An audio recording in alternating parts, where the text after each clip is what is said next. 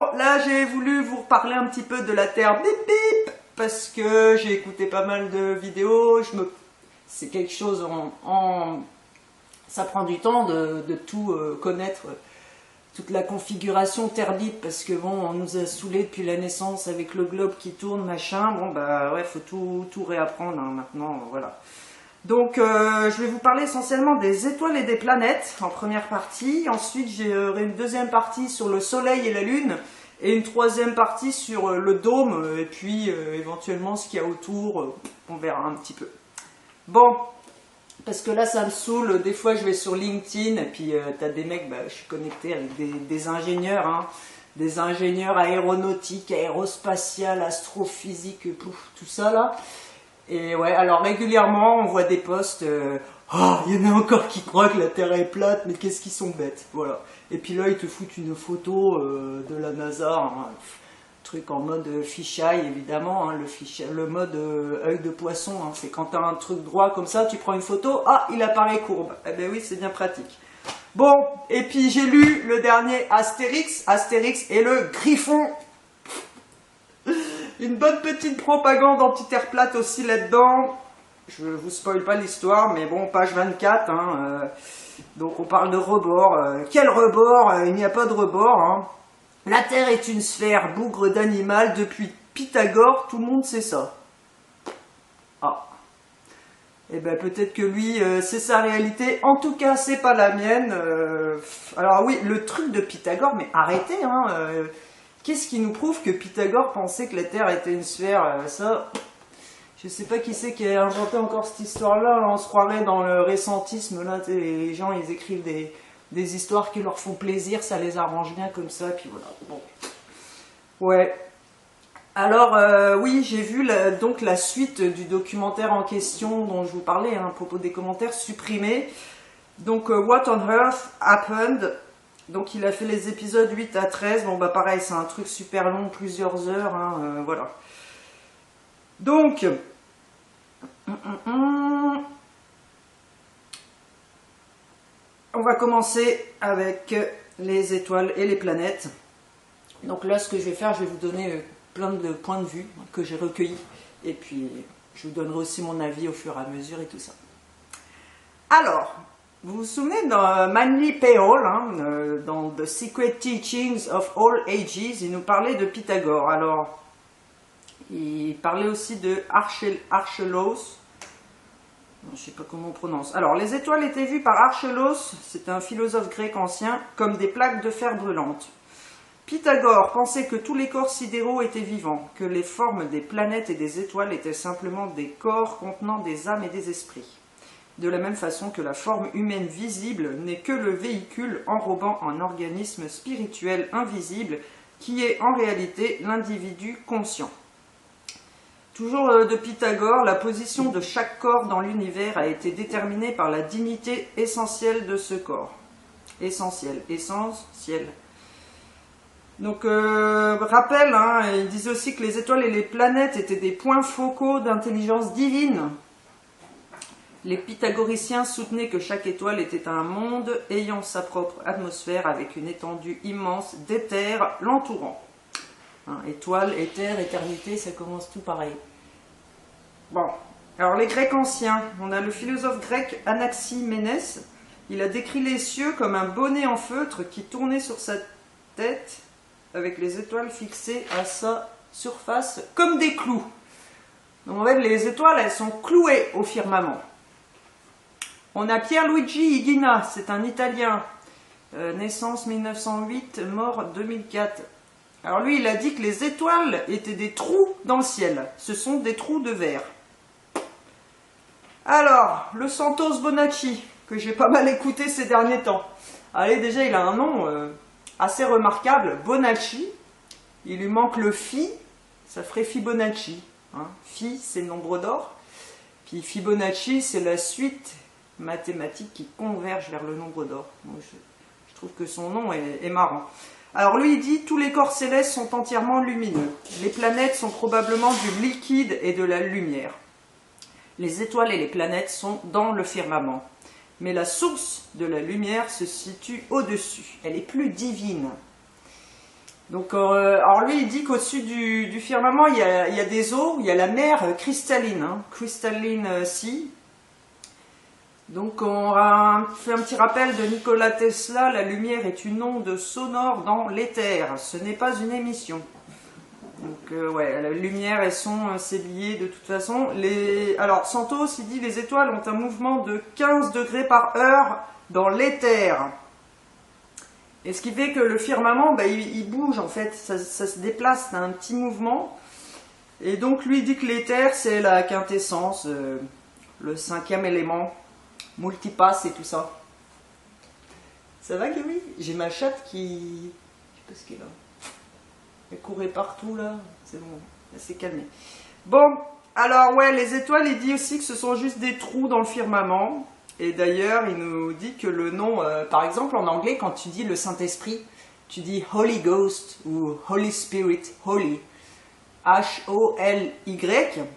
Donc Holy, ça veut dire saint, et donc ça serait dérivé de hole, H-O-L-E, un hole, c'est un trou en fait. Donc ce qui vient d'un trou, hop, tu vois, les étoiles, ce sont des trous. Bon, voilà. Un autre truc marrant par rapport aux mots comme ça, c'est que les mondialistes, tous ceux qui veulent construire leur nouvel ordre mondial à la con et tout ça, eh bien en anglais on les appelle les globalistes. Globe. Hein. Eux ils vivent sur leur petit globe qui tourne comme un foufou. Là. Ouais. Pas moi, dommage. Bon, alors il nous dit que la lumière donc des étoiles, elle vient d'une autre source qui passe à travers le firmament en fait. Il dit que c'est le soleil central de l'univers. Il dit aussi qu'on parle de soleil derrière le soleil. Bon, ben là, le soleil, c'est encore autre chose. Donc voilà, il y aurait une source qui est située, on ne sait pas trop, là, dans les sphères divines, là, bien en haut. Et c'est ça qui donne la lumière des étoiles. Ça passe à travers le firmament et tout ça. Bon. Des rayons de lumière. Je me suis demandé aussi, pourquoi on dit un rayon de lumière, un rayon? Est-ce qu'il y a un cercle? Ça vient d'un cercle ou quoi? Bon. Encore une petite question existentielle. Alors, à propos de Jupiter, on va parler un peu des planètes. Bon, il dit que c'est pas une planète, c'est un astre vagabond. Hein. Il y a Wandering Star, des fois on appelle, ce sont les astres vagabonds. Il y a une chanson de Portishead qui s'appelle Wandering Star d'ailleurs. Je sais pas si ça fait référence à ça. Alors il dit Jupiter, elle est sous le firmament et elle bouge. Donc on a les 7 astres vagabonds qui sont Jupiter, Mars, Saturne, Mercure, Vénus, Lune et Soleil. Donc ces 7 astres-là, ils créent les 7 royaumes concentriques. Ces 7 principautés et sphères dans l'atmosphère sous le firmament. Donc eux, ils ne sont pas dans le firmament, ils sont en dessous. Ils évoluent dans le sens des aiguilles d'une montre au-dessus de la Terre. Et donc, toujours à propos des astres vagabonds, on nous dit que les champs générés par ces astres sont des sphères, en fait. Alors, Santos, il ajoute, ce sont juste des corps lumineux angéliques.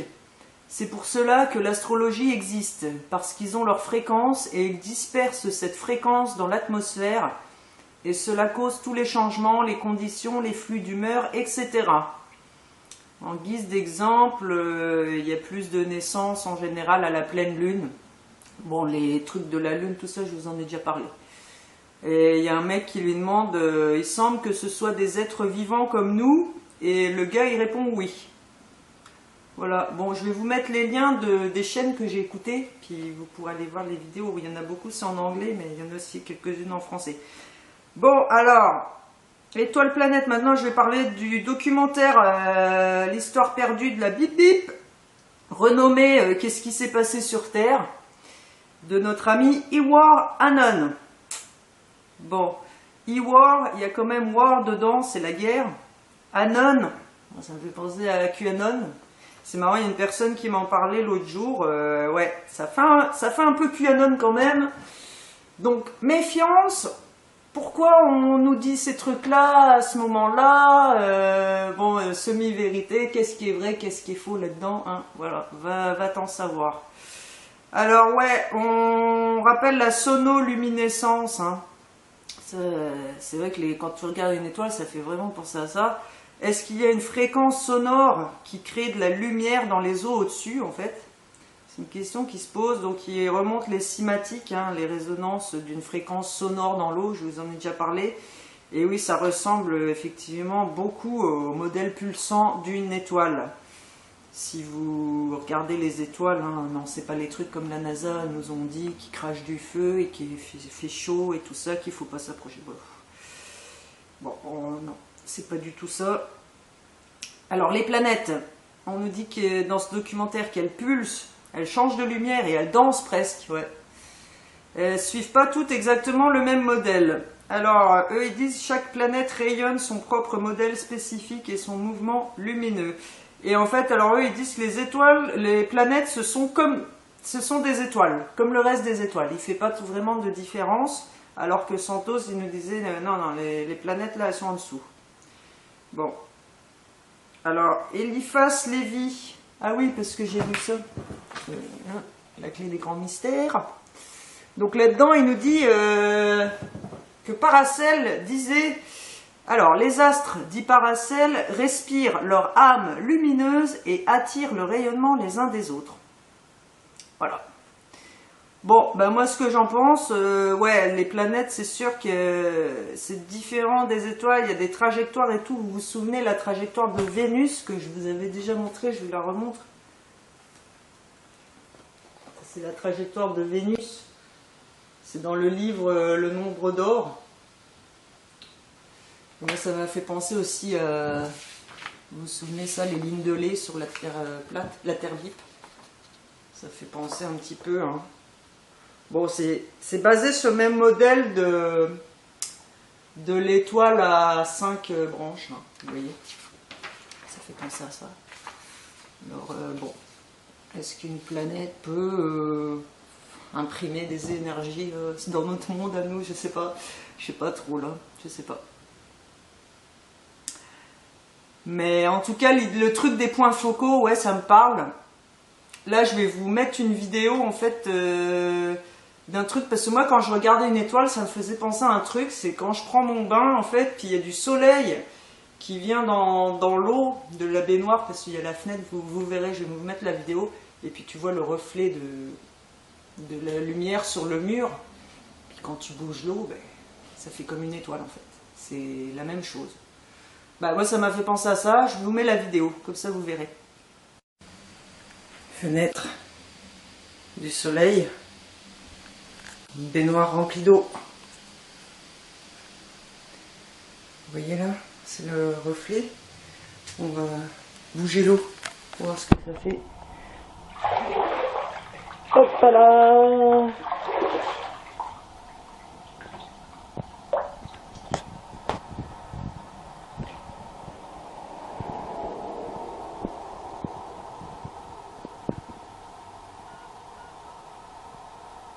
On voit le reflet ici, ça bouge.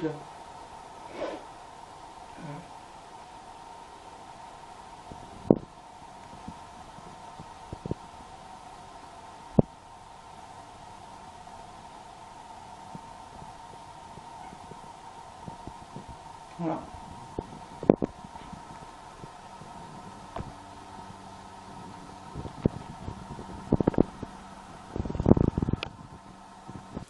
Voilà. On continue. On passe à la partie 2, Soleil et Lune. Alors, selon Santos Bonacci, le Soleil c'est l'anode et la Lune c'est la cathode. Le Soleil il est magnétique, la Lune elle est diélectrique. Soleil et Lune sont des projections. On commence avec le Soleil. Le Soleil est projeté à partir du Soleil central au pôle Nord. Montagne magnétique, ouais, genre il y a une montagne magnétique et tout ça. Ils en parlent aussi dans le documentaire Iwaranon. Alors, c'est une horloge de 24 heures et cela projette le Soleil autour tandis qu'il se déplace au-dessus de la Terre dans l'atmosphère. On ne peut pas vraiment trianguler le Soleil et connaître sa distance par rapport à la Terre. On ne peut pas le faire parce que cela échappe à ses lois physiques, parce que ce n'est pas physique. Bon. Un peu plus loin dans la même vidéo, il se contredit parce qu'en fait, il dit que le Soleil se situe dans l'atmosphère probablement à une altitude entre 97 km et 161 km. Bon. Alors, bon. Je sais pas quoi en penser là. Un coup, il dit qu'on peut pas trianguler, puis après, il donne quand même sa hauteur. Mais bon, une hauteur approximative. Si c'est une projection, bon, on peut peut-être quand même... estimer une hauteur, je sais pas là.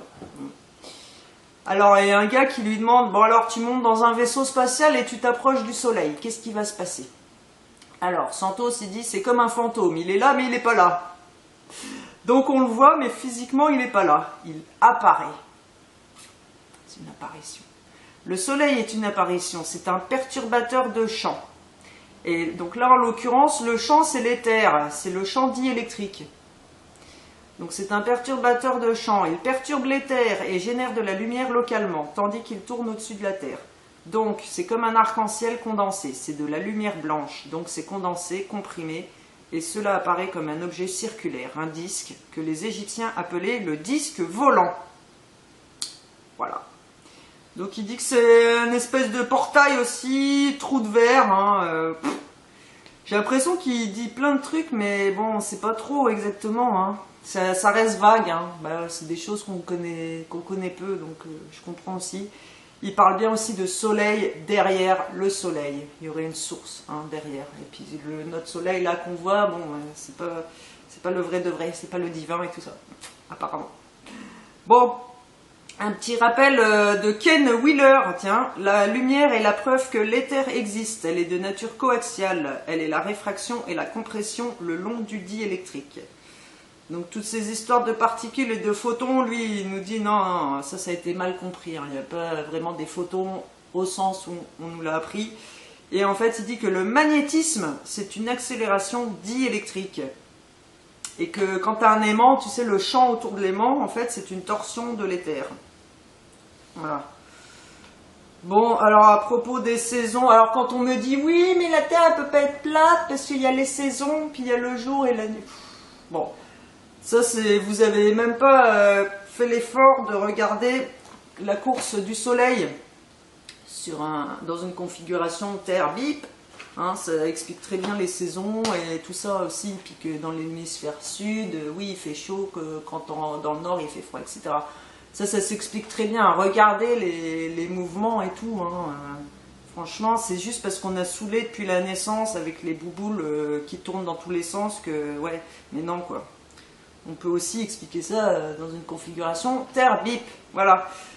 Alors le soleil aussi, il monte et il descend, en fait, il change d'altitude. Donc il monte dans le tropique du Cancer et il descend dans le tropique du Capricorne. Alors, il nous dit que le 4 janvier, donc là c'est Santos Bonacci toujours, le 4 janvier, bon moi j'ai vu la date aussi du 3 janvier, en fait c'est le jour où le soleil il est le plus près de la Terre. Puis on nous dit qu'il est des millions de kilomètres plus près, quand il est situé en Cancer. Ouais, j'ai regardé la distance Terre-Soleil, elle varie entre 147 et 152 millions de kilomètres. Donc début janvier, il est plus près quand même d'au moins 5 millions de kilomètres le truc. On voit pas trop de différence, non, tout va bien. Bon, c'est en millions de kilomètres. On n'est plus à ça près de toute façon avec toutes ces années de lumière et ces millions et milliards de galaxies et de trucs. Bon, alors j'ai vu un autre truc dans un autre article. Une portion du Talmud juif indique que le soleil se déplace sous le firmament le jour et au-dessus du firmament la nuit. Bon, alors ça, pour moi, ça fait pas de sens du tout. C'est du grand n'importe quoi, parce que jour-nuit, bah, ça dépend où tu te situes sur la Terre bip. Hein. Ce sera toujours le jour pour quelqu'un, puis la nuit pour quelqu'un d'autre. Non, n'importe quoi. Bon, alors les marées. On a donc un éther hein, qui tourne au-dessus de la Terre, c'est électromagnétique. Alors il parle d'eau paramagnétique. Il y en a qui disent que c'est diamagnétique. Bon, tout est magnétique en gros et il explique les marées avec tout ça. Là. Voilà, le magnétisme. Il y a Héraclite qui disait que le flux et le reflux de la mer sont causés par le soleil. Voilà. Allez, je continue avec la Lune, selon Santos Bonacci. La Lune est une projection aussi, et donc trou de verre aussi. Bon, il a dit un truc à un moment, il dit ouais, bonne chance les mecs pour aller sur la Lune quand c'est la nouvelle Lune. Alors lui, il nous dit que tu peux aller sur la Lune, mais pas physiquement, donc tu fais voyage astral, là, voilà. Bon, mais ça sera pas un objet physique, elle sera un plan transdimensionnel. Et tu peux aller sur ce plan-là, ça prend à peu près 5 jours ou quelque chose comme ça, mais tu peux y aller dans ton esprit, genre in your mind. C'est ce qu'il dit. Hein. Bon, moi, je fais pas de voyage astral, hein, je vous l'ai déjà dit. Donc voilà. Alors, les phases de la Lune, ouais, alors la Terre, elle est 4 fois plus grosse que la Lune, à peu près. Bon, exactement, en fait, j'ai regardé avec les diamètres et la Lune, elle fait 27% la taille de la Terre. Si tu prends les diamètres. Alors, comment ça se fait que l'ombre de la Terre, elle peut être de la même taille que la Lune lorsqu'elle l'éclipse? Elle est 4 fois plus grosse. Distance Terre-Lune, 384 400 km. Donc, tout ça vos calculettes. Hein, puis voilà, c'est l'ombre ronde, qui est l'anagramme du nombre d'or. Le nombre d'or, je sais plus. Ouais. Le nombre d'or, c'est l'anagramme de l'ombre ronde. Bref. Donc, voilà. Alors, ouais, il y a des différentes phases et tout ça. Alors on nous dit que une partie de la Lune, alors la partie qui n'est pas éclairée quand il y a les phases et tout ça, en fait c'est à cause d'un corps qu'il y a dans les cieux, car la Lune est un corps lumineux, hein. La Lune disparaît durant 60 heures chaque mois. C'est la nouvelle Lune. Comment peut-elle disparaître? Et on nous dit, oui, il dit que c'est pas un corps rocheux, bien évidemment. Je continue. Je retourne là. Alors, maintenant le documentaire, qu'est-ce qui s'est passé sur Terre? Alors, le Soleil et la Lune sont des disques qui tournent au-dessus de la Terre comme une horloge. Ce sont des disques tournants et qui lévitent. Donc lui, là c'est moins une projection en fait, c'est quelque chose, un disque hein, qui tourne, qui lévite. La lévitation serait créée par des champs électromagnétiques. Et donc le Soleil et la Lune, ils ont la même taille. Alors dans ce documentaire, on se pose la question, si le Soleil il est chargé positivement, est-ce que la Lune pourrait être son équivalent chargé négativement, comme on le voit dans une batterie? Ou est-ce que la Lune pourrait être un vieux Soleil défectueux? Ah, bonne question. Et les marées créées par le champ magnétique du Soleil et de la Lune. Donc ça serait les deux. Héraclite, il disait que Soleil, bon, ils disent les deux, bah, pourquoi pas. Hein. De toute façon, ouais, les deux, s'ils ont des propriétés électromagnétiques, des impacts et tout, donc, ouais, je sais pas. Bon, on arrive à la chaîne Plane et Terrien TV, que j'ai découverte. Alors là, pareil, on nous parle de quantum lévitation. Donc le Soleil et la Lune seraient des disques qui lévitent, en fait. Il y a des exemples de vidéos, allez voir cette chaîne, c'est en français, hein. Donc on nous dit que la Lune, c'est un disque plat, translucide, autoluminescent. C'est pas une sphère opaque qui réfléchit la lumière solaire. Parce que il y a des vidéos, regardez bien, observez, on voit des étoiles parfois, hein, à travers la Lune, comme si elle était transparente. Ouais. Le bloc de roche là, avec les petits francs mac condensés sur la Lune, là, non. Faut arrêter le délire, quoi. Alors, l'éclipse. Son éclipse est provoquée par le Soleil noir, un autre disque translucide. Donc on aurait un autre corps comme ça qui se trimballe puis qui provoque les éclipses. Hein? Selon Eliphas Lévy, je cite là son livre. Alors, selon l'empereur Julien, le soleil n'est que le reflet et l'ombre matérielle de ce soleil de vérité qui éclaire le monde de l'intelligence et qui n'est lui-même qu'une lueur empruntée à l'absolu. Une lueur empruntée à l'absolu. Ouh, ça déménage. On en arrive au point de vue dans le livre de Jacqueline Berger, La philosophie universelle, que je suis en train de lire. Il y a des petits passages sur le soleil.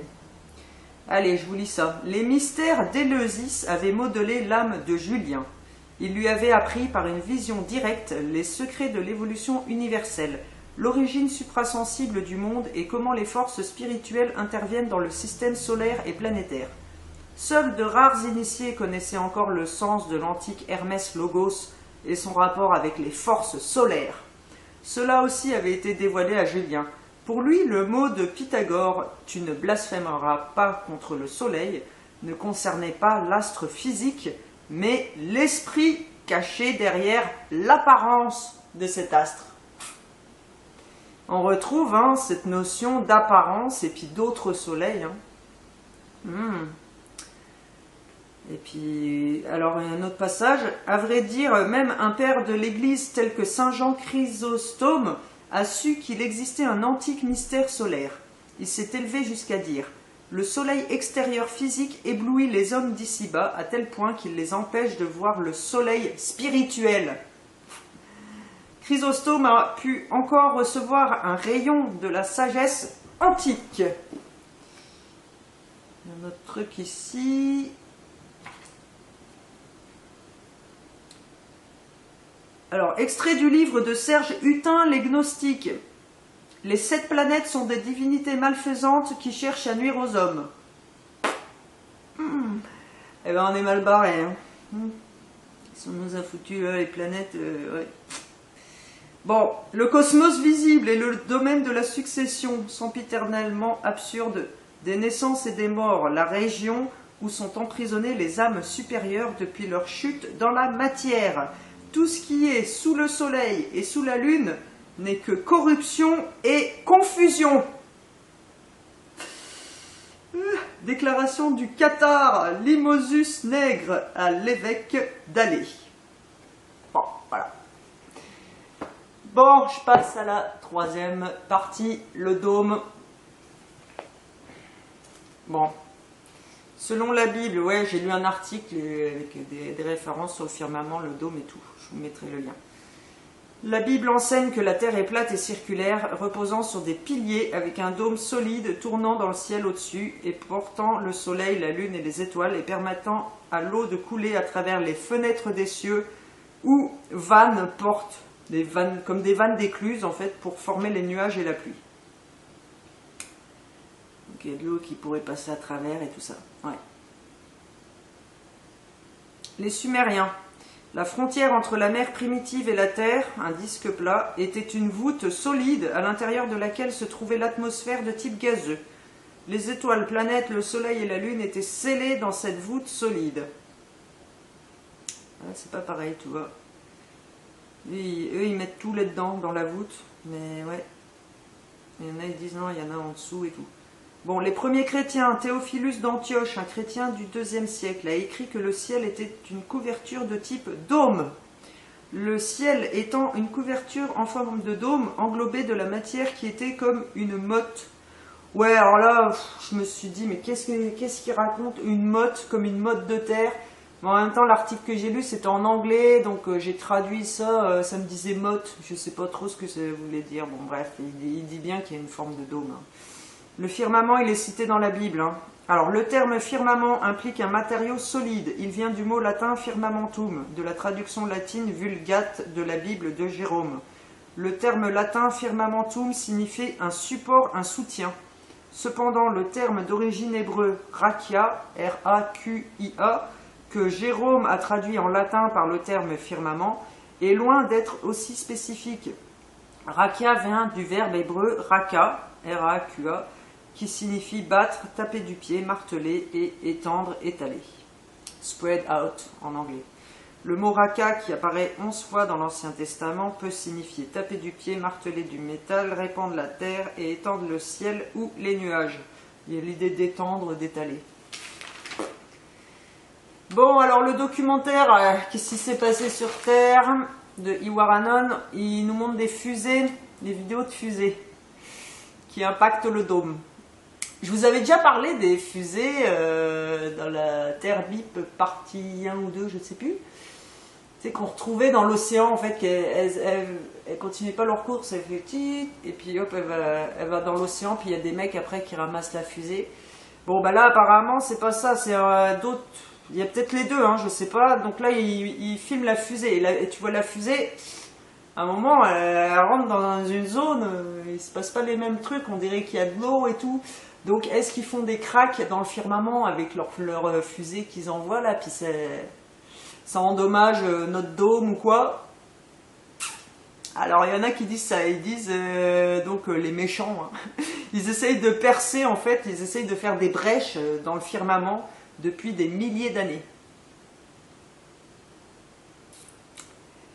Alors, dans le même documentaire, on nous dit que le dôme, c'est une substance gluante et pourtant impénétrable. Alors, ils ont trouvé une autre sorte d'eau au fond d'un océan, je sais plus c'est où. Et en fait, t'as des gars, des chercheurs sous-marins et tout, ils étaient dans un sous-marin, je pense, c'est ça. Et en fait, ils ont trouvé une eau bizarre, qui n'avait pas les mêmes propriétés que l'eau liquide qu'on connaît. Ça rappelle l'autre état de l'eau hein, qui a été découvert, en fait. Et le sous-marin, il l'a heurté, en fait. Il n'arrivait pas à pénétrer dans cette zone-là. Ça a rebondi, en fait, contre cette eau-là. Et il n'a pas pu le traverser. Alors, il se pose la question, est-ce qu'il y aurait un truc comme ça dans le dôme? Est-ce que ce serait le même type d'eau, tu sais? Voilà. Bon. Alors, ouais, l'étoile polaire, elle est fixe hein, au centre de notre Terre, pôle Nord. Alors, ouais, il parle d'un dôme en silicone. Ça, c'est des hypothèses, hein, c'est en construction. Hein. Bon. Ne dites pas que j'ai dit ci et ça. Bon. On se pose des questions, on cherche. Alors, eux, ils disent un dôme en silicone, un semi-conducteur séparé par les os, les conducteurs électriques alimentant les luminaires avec de l'énergie vibratoire électromagnétique. Ouh. Alors, les comètes. Si tu observes une comète, la comète, tu le vois dans le ciel, elle ne bouge pas d'elle-même. Elle est fixée dans sa zone sur le firmament et en fait, elle se déplace en conjonction avec le reste des étoiles. Il y a tout qui bouge, hein, vous savez, 15 degrés par heure et tout ça. Donc les comètes qui voyagent dans l'espace à toute vitesse et tout ça, non, oublie. Et de toute façon, regarde, si on était sur une boule qui tourne, qui se déplace, qui voyage, qui a plein de mouvements, t'as une comète qui passe comme ça, pareil, elle a son propre mouvement et tout ça, comment veux-tu que tu puisses la voir plusieurs secondes d'affilée dans le ciel, qu'elle est toujours au même endroit, enfin... Ça fait pas de sens, hein. Alors, c'est quoi une comète, du coup? Alors, selon ce documentaire, il s'agit d'une grosse ouverture dans le firmament, montrant de la lumière provenant de ce qui existe derrière et à travers l'eau en dessous. Alors lui, il dit en dessous, je pense que c'était plus au-dessus. T'as le firmament, puis t'as l'eau au-dessus. Bon. Est-ce qu'il y a de l'eau encore en dessous? Il y a encore un état d'eau qu'on ne connaît pas. Voilà. On voit bien avec tout ça. Et ouais, alors quand on voit cette lumière, on compare cette lumière à de la lumière dans une grotte enfouie sous l'océan. En fait, ils ont constaté que c'était très similaire à ça. Donc encore la notion de l'eau. Hein. Ouais, alors il vous montre des arcs-en-ciel aussi. Donc l'arc-en-ciel inversé, comme je vous disais, c'est un arc comme ça, mais avec les couleurs dans l'autre sens, inversé. Et des fois on peut voir ça, et donc ça prouverait que entre l'arc-en-ciel normal puis l'arc-en-ciel inversé qui est au-dessus, et ben t'as un truc, comme un miroir en fait. Et ils expliquent les arcs-en-ciel inversés comme ça, donc un dôme avec ou un truc avec, je sais pas là, une matière qui servirait de miroir, tu vois. Bon, on retourne à notre ami Santos Bonacci. Le firmament, il dit que c'est la huitième sphère. Je vous montrerai ça tout à l'heure. Et au-dessus, c'est la 9e sphère au-dessus, donc c'est la crystalline sea, donc la mer cristalline. Et il dit qu'il y a des poissons dedans et tout ça, quoi. C'est la teuf. Ça fait penser à Charlefort, les pluies de poissons. Il y a un trou dans le firmament, t'as des poissons qui tombent. Il dit aussi que la pluie, hein, elle peut venir des nuages, mais elle peut aussi venir du dessus, de la mer cristalline, des petites ouvertures, et puis ça peut venir de là aussi. C'est pas que des nuages sous le dôme. Tu vois. Donc je continue avec cette histoire de dôme, selon Santos Bonacci. Alors ouais, il nous dit que dans l'encyclopédie Americana de 1958, il y avait bien la mention d'un dôme. C'était écrit noir sur blanc, hein, parce qu'il y a des gars qui ont fait une expédition en Antarctique et ils ont constaté qu'il y avait bien un dôme. Alors c'était une hauteur de 13 000 pieds, donc ça fait 3 962 mètres. Donc ça c'était la hauteur du dôme. Ça c'était à la latitude 80 degrés sud et longitude 90 degrés est. Donc ils en ont déduit que l'altitude max du dôme, donc au milieu, donc ça c'était tu vois, sur le côté, bon le dôme il est comme ça, donc au milieu là, l'altitude max, ça serait 385 500 pieds, ce qui nous fait 117,5 km. Voilà. Bon, il y a des expériences avec des lasers, etc. qui ont été faites, des gens qui envoient des trucs, des ballons, en altitude et tout ça, et puis tu vois bien qu'à un moment le truc il bloque, il y a un truc qui est... voilà, la course du ballon s'arrête, il est bloqué par le dôme, tout simplement. Alors j'ai été voir en 1958, ouais, il y a une convention hein, sur la haute mer qui a été faite par les Nations Unies. Tu vois, il y a un document sur internet de quelques pages comme ça, tu peux aller voir, il y a même en français. Donc ça s'est passé le 29 avril 1958 à Genève. Donc là, ça parle de territoire, de littoral, de mer, de droit de poursuite. Genre si tu vois un bateau et tout, ok, t'as le droit d'aller le poursuivre. Voilà, des trucs comme ça.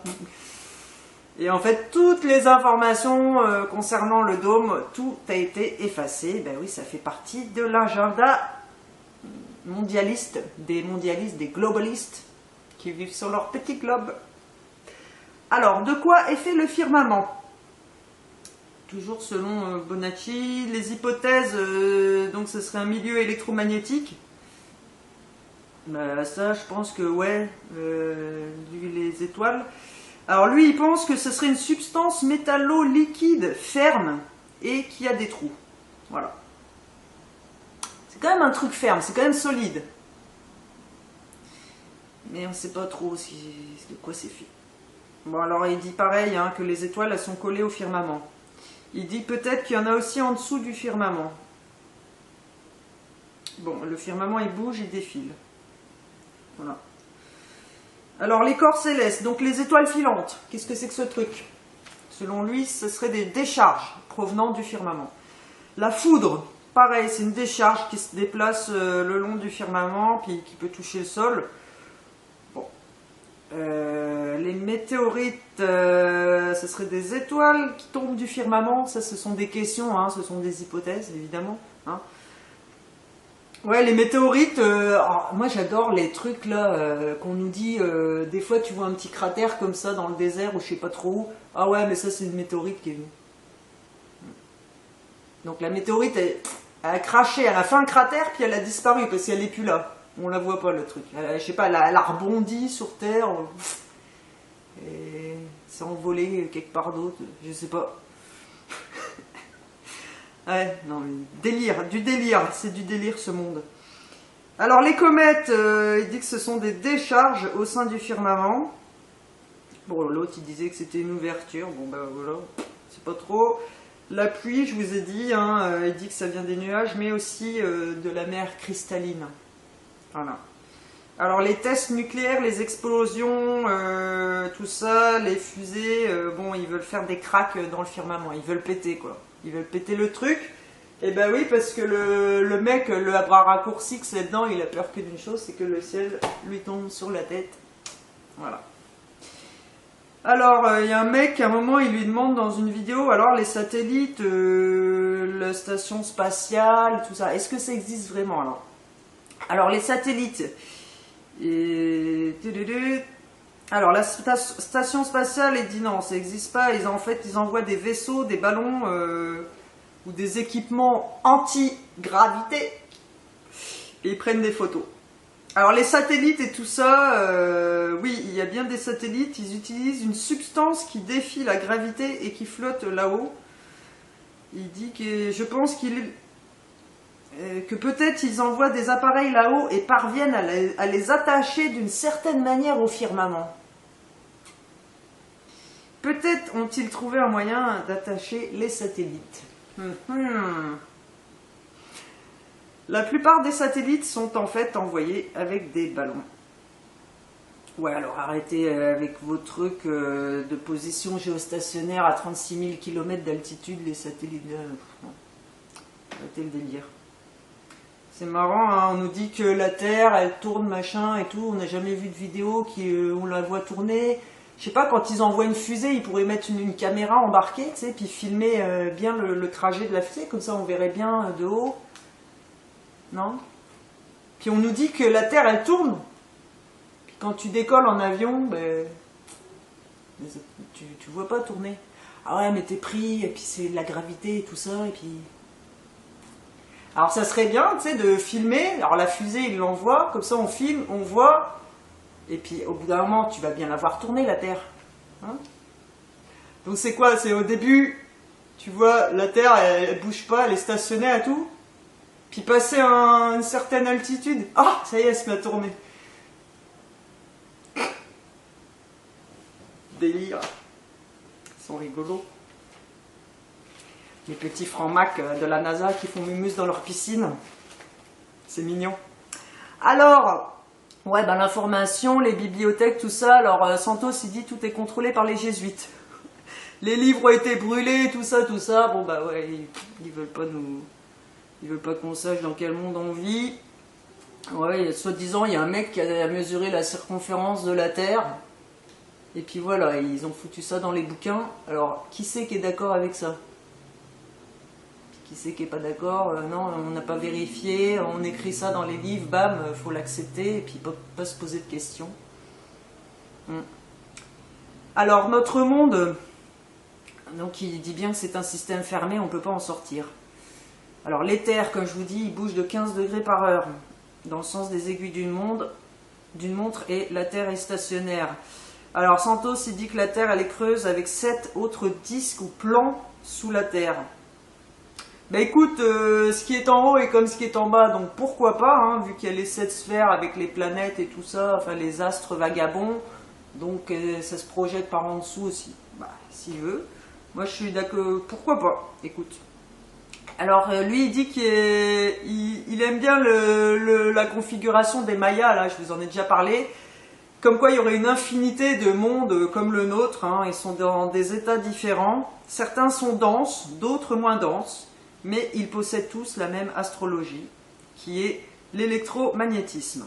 Ils sont tous électromagnétiques, en fait. Voilà.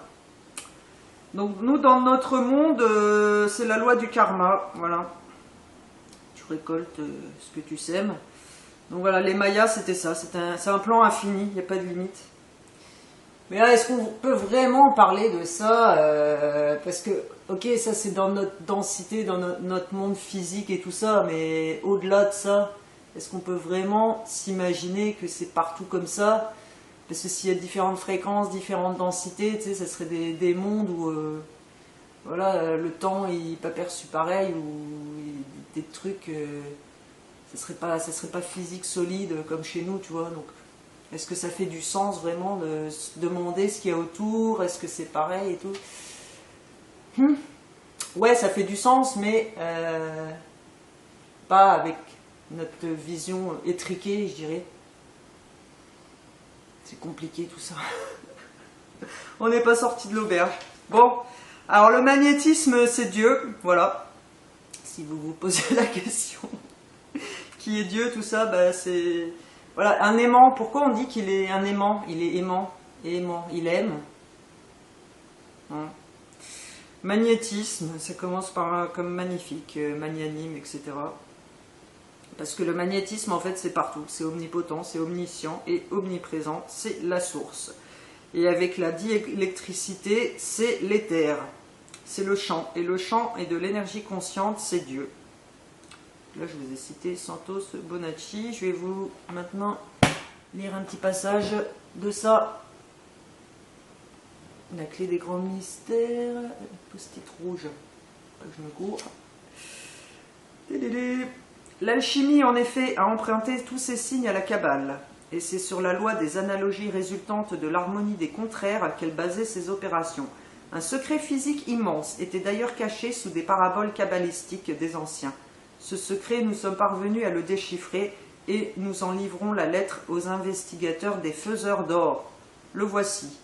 1. Les 4 fluides impondérables ne sont que les manifestations diverses d'un même agent universel qui est la lumière. 2. La lumière est le feu qui sert aux grandes œuvres sous forme d'électricité. 3. La volonté humaine dirige la lumière vitale au moyen de l'appareil nerveux. Cela s'appelle de nos jours magnétiser. 4. L'agent secret du grand œuvre, l'azote des sages, l'or vivant et vivifiant des philosophes, l'agent producteur métallique universel, c'est l'électricité magnétisée. Écrit en grosses lettres. Voilà. Donc ça rejoint un peu ce qu'il dit le Santos. Donc nous on est dans un plan tout plat, au sein d'un champ taurique. En fait, on vit dans un énorme champ taurique. C'est en forme de pomme. Ah, j'ai fait des petits dessins. Voilà. Donc voilà, nous on est là. C'est le plan d'inertie, là. Tac, on est là. C'est plat. Et puis voilà. T'as le champ taurique. Donc ça a la forme d'une pomme. D'où les noms Apollon, tu sais les missions Apollo là pour aller sur la Lune ou je sais pas trop quoi dans l'espace. Apollo, Apple, hein, Apple en anglais c'est pomme, et donc ça viendrait de là parce qu'ils savent très bien que le champ qui nous entoure a la forme d'une pomme. Donc Apple, il y a des ordinateurs, Apple, les missions Apollo, le dieu Apollon, donc ils savent tout ça. Hein. Et d'ailleurs, le nombre d'or, on peut voir qu'il représente aussi le Thor. Je vous renvoie à ma vidéo sur les cathédrales, la chanson, ben, le morceau instrumental. Et d'ailleurs, dans le documentaire L'œil d'Horus qu'on m'avait conseillé, on nous dit que Phi, donc le nombre d'or, ça serait la force divine. Donc voilà, qui serait inscrit dans le Thor, voilà, la pomme et tout ça. Voilà, donc on a une Terre qui est magnétique et qui peut générer aussi de l'électricité, l'électromagnétisme en utilisant des fréquences. Ça, Tesla le savait bien, et puis d'autres gens avant lui, puis après lui, de toute façon. Tout est magnétique là-dedans. Alors, les petits extraterrestres, d'où est-ce qu'ils viennent? Alors, selon, je suis toujours dans Santos Bonacci, ouais, voilà. Alors, selon lui, ils viennent de l'intraterre, hein, et pas de l'espace. Ils viennent pas de là-haut, ils viennent de là-dessous. Donc, ils sont pas autorisés à venir sur notre plan, mais en fait, ils ont désobéi. À la base, ils n'avaient pas le droit de venir nous visiter et tout ça, mais ils ont fait les cons, hein, ils sont venus quand même. Et apparemment, ils créent des lignées ici sur Terre pour diriger et obtenir le pouvoir. Donc ils nous embêtent, ils nous pompent de l'énergie et tout ça. Il ajoute que les anges déchus sont les gens vivant sous la terre. Voilà. Donc, ça serait eux. Écoute, c'est plausible, hein, franchement. Bon, après, il y a aussi tous les trucs voilà, que tu peux changer de densité, de dimension et tout ça, des portails. Bon, peut-être il y a aussi ça. Mais l'hypothèse intraterre, ouais, ça fait du sens en tout cas. Donc voilà, il y avait quelques autres visions d'autres chaînes. Alors il y a la chaîne FPV Angel, on en avait déjà parlé, j'ai pas tout suivi. Alors d'après ce que j'ai compris, peut-être que je me trompe, mais alors eux, ouais, c'est monde plat, mais c'est pas la carte, là, c'est la carte normale hein, de ton atlas là que t'as appris à l'école. C'est la carte normale, mais c'est plat. Donc eux, ils ont cette vision là. Il y a le Divergent, je vous en ai déjà parlé, la chaîne Divergent, c'est en anglais. Alors lui, il pense qu'on vit dans un cratère. Bon, Bah, écoute, je veux bien que ça soit sur les rebords un peu comme ça, mais bon, je sais pas là. En tout cas, si c'est un cratère, c'est pas un truc vraiment bien prononcé comme ça. Ça reste quand même relativement plat parce qu'on l'a vu avec les maths et tout ça, hein. CF, Terre Bip, partie 1 et 2. J'en ai déjà parlé, je vais pas revenir là-dessus. J'ai vu aussi une autre vidéo il y a plusieurs mois de ça. Le mec s'appelle Brian Austin Lambert, 33. Donc déjà, les initiales, ça fait BAL 33. Alors lui, il te fout un peu du plasma partout. Il explique tout avec du plasma, plus ou moins. Pourquoi pas est-ce que la Lune serait faite d'un plasma je sais pas.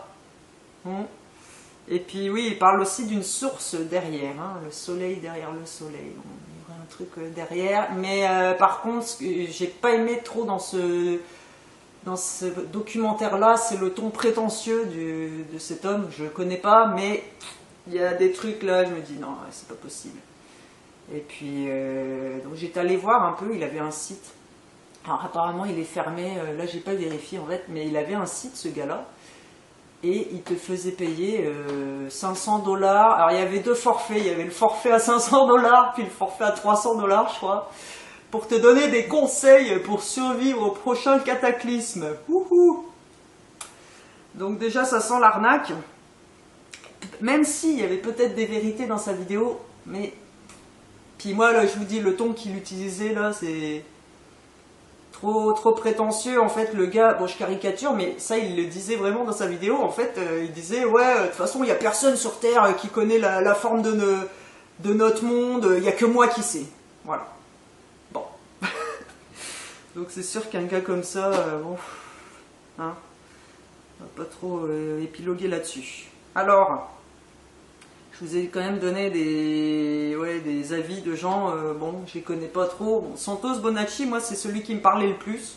J'aime bien l'écouter, puis il fait des interviews avec d'autres gens, donc il parle de ça, les comètes, les machins. Moi, j'adore, mais bon, ça reste quand même quelqu'un qui a plus de 200 000 abonnés sur YouTube. C'est quand même surveillé, bon, c'est pas trop, hein, mais il y a sûrement des vérités quand même, je pense.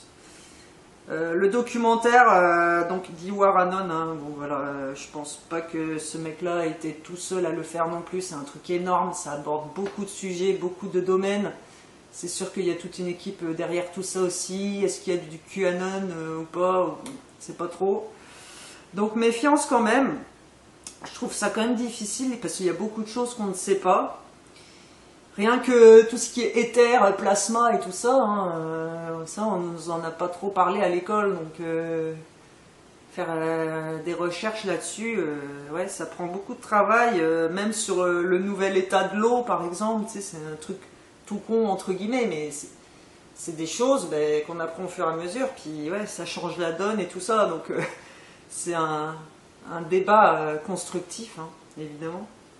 Ça m'a fait penser pas mal au récentisme en fait, parce que ça touche plein de domaines, puis c'est difficile de s'y retrouver parfois, je trouve. La seule leçon à retenir, c'est qu'il faut rester humble, de toute façon. Et puis, voilà. Alors, à propos des 7 autres plans souterrains, ouais, avec les aliens, puis les 7 planètes qui forment les sphères là. Est-ce que les planètes sont dans le firmament ou en dessous? Ouais, je pense effectivement qu'elles seront en dessous. Puis les étoiles, elles sont collées au firmament parce qu'on voit avec il y a des vidéos là-dessus, comment les étoiles elles bougent et tout ça. Est-ce que chaque planète représente un espèce de dôme? Parce qu'on dit, ouais, ça fait une sphère. Est-ce qu'il y a un dôme ou plusieurs? Est-ce qu'ils ont tous la même constitution, la même densité, les mêmes propriétés, tout ça? Je sais pas. Est-ce qu'on a un monde à côté de nous, comme dans le documentaire justement de Iwar Anon? Est-ce qu'il y a un monde à côté, donc le dôme, est-ce qu'il recouvre juste notre monde, ou est-ce qu'il recouvre les deux mondes, ou est-ce qu'il y a un dôme qui recouvre le nôtre, puis au-dessus un autre qui recouvre le nôtre et le monde d'à côté, etc., etc. On s'en sort plus. Est-ce qu'il y a un générateur au centre du monde? Parce qu'il y a ça aussi, on nous parle de, ouais, du pôle Nord, hein, qu'il y a un truc. C'est sûr qu'il y a un truc au milieu, de toute façon. Il doit se passer un truc. Regardez, avec toutes les lignes de lait, les courants telluriques et tout, ça se rejoint au nord. Donc c'est sûr qu'il doit y avoir un vortex de fou là-bas. Je dis un vortex, mais tu sais, je sais même pas quel mot utiliser là. Mais il doit y avoir des sacrés trucs électromagnétiques, à mon avis, ouais. Est-ce que c'est grâce à ça que y a le dôme? Est-ce que c'est générateur, entre guillemets, du dôme, du firmament, ou des mouvements des étoiles, ou de je sais pas quoi? Je ne sais pas. Le chant taurique, hein, ouais, est-ce que ça viendrait de là aussi? Je suis en train de regarder la série Under the Dome.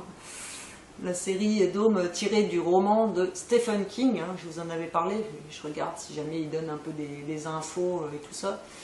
Bon, c'est pas mal comme série, j'aime bien.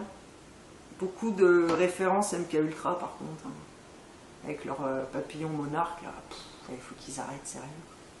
Mais ils vont nous foutre des papillons dans tous les films maintenant. C'est bon les gars, on a compris. Ouais.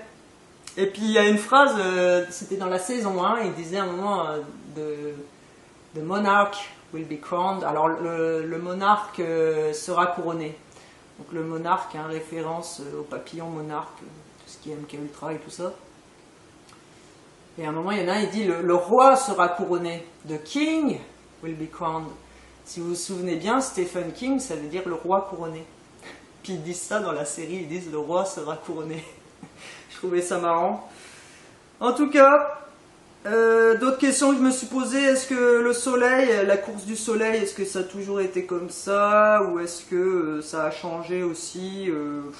Est-ce qu'il y a eu un autre soleil? Etc. etc. Ouais, je voulais vous montrer un autre truc. Ça, c'est une représentation de Terre plate. Bon, il y a plein de représentations de Terre plate, hein, de civilisations antérieures. Les Mayas, les Vikings, les Incas, je les ai notés, Hébreux, Navarro. Il n'y a aucune représentation du globe terrestre avant 1492. Donc on trouve toutes ces représentations de terre plate, hein, mais évidemment, bon, bref. Bon voilà, vous voyez un petit arc-en-ciel là, tic, qui part de la montagne qui est située au centre du monde. Il y a un arc-en-ciel, tu vois ça? Voilà. Je vais vous lire la clé des grands mystères de nouveau. Sainte-Hélène et le Golgotha sont les jalons de la civilisation nouvelle. Ce sont les deux piles d'une arche immense que forme l'arc-en-ciel du dernier déluge et qui jette un pont entre deux mondes.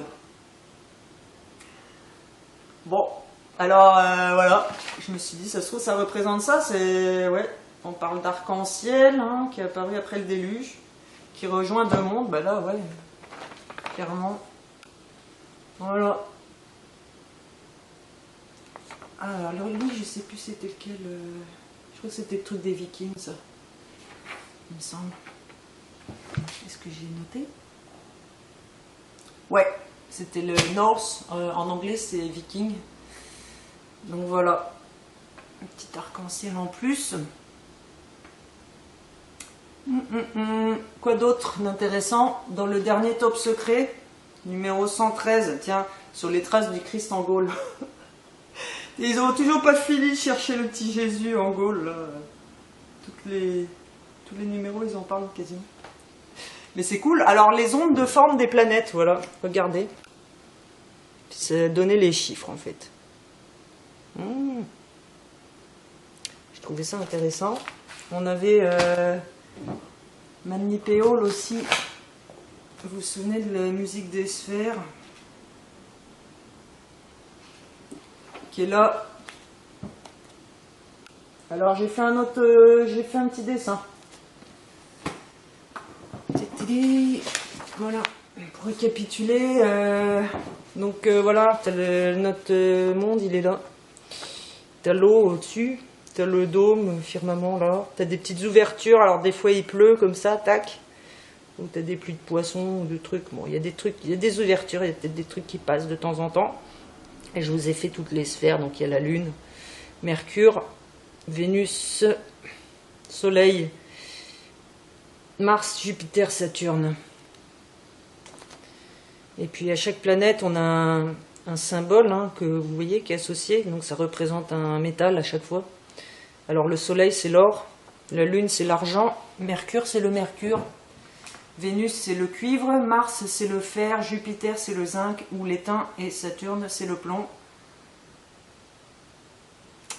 Donc ouais, il y a des trucs aussi avec ça, avec les éléments, il y a des trucs avec la musique, hein. Il y a un ton entre notre monde et la Lune, un demi-ton entre la Lune et Mercure, etc., etc. Je vous en ai déjà parlé. Donc, ouais, fréquence, musique, éléments, tout est lié, tout ça. De l'eau au-dessus, ouais. Moi, je pense qu'effectivement, il y a effectivement de l'eau au-dessus. C'est mon ressenti. Donc je rappelle que c'est un débat constructif qu'on apprend au fur et à mesure, parce que tout ça, on ne nous a jamais appris tout ça, donc il faut chercher par nous-mêmes. On cherche un petit peu partout. Pour ceux qui se moquent, eh ben, je sais pas quoi vous dire là. Si vous pensez que je suis complètement folle parce que je pense que la Terre est bip, ben, sachez que moi aussi, je trouve ça complètement farfelu, cette idée de globe qui tourne dans tous les sens. Mais je ne vais pas me moquer de vous. Mais voilà, c'est réciproque. Je trouve ça complètement... Maintenant, des fois, je me dis, mais comment j'ai pu croire un truc pareil, quoi. Voilà. Donc, si vous voulez vous lâcher dans les commentaires, allez-y. Je vous mettrai un petit cœur dans tous les cas. Je distribue des cœurs maintenant. Je mets des petits cœurs partout. Voilà. Et puis, dites-vous bien que, ouais, les Mayas, hein, ils pensaient que la Terre était plate. Il y a plein d'autres peuples. Les Mayas, hein, qui ont construit quand même des belles pyramides. Hein. Ils étaient forts, les mecs. Puis nous, on se croit la civilisation là intelligente, hein, parce qu'on a des téléphones, on a des trucs, la technologie, des robots, des machins. Puis on est quand même incapable de construire les mêmes pyramides que les Mayas. Va me construire une pyramide là, comme les Mayas. Non, tu peux pas. Parce qu'on sait pas. Nous, on construit des beaux parkings de supermarchés. Bon, allez, je vais m'arrêter là, parce que là, je suis en train de craquer. Je vous dis à la prochaine, là, je vais faire une autre vidéo. Je vais vous faire celui-là, je vais vous parler de ça. Allez, à la prochaine, grosse bise, ça m'a fait super plaisir, en tout cas, de partager avec vous mes recherches sur la Terre. Bip. Bye bye.